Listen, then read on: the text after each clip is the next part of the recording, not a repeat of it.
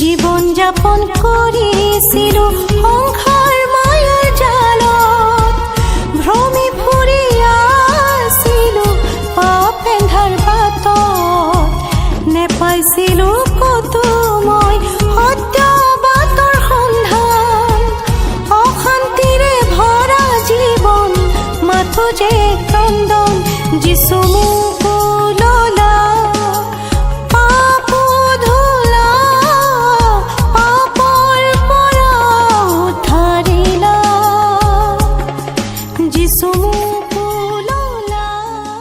ত্ৰাণকৰ্তা প্ৰভু যীশুখ্ৰীষ্টৰ নামত আপোনাক অভিনন্দন।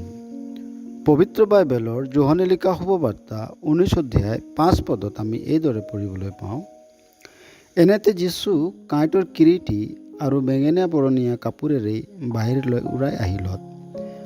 পিলাতে তেওঁবিলাকক ক'লে, চোৱা সেইজন মানুহ। যি ৰাতি প্ৰভু যীশুক ধৰি মৃত্যুদণ্ডৰ বাবে পৰীক্ষা কৰা হৈছিল, তেতিয়া তেওঁ কোনো ধৰণৰ দুখ পোৱা হোৱা নাছিল আৰু তেওঁক নিৰ্দোষ বুলি ঘোষণা কৰা হৈছিল।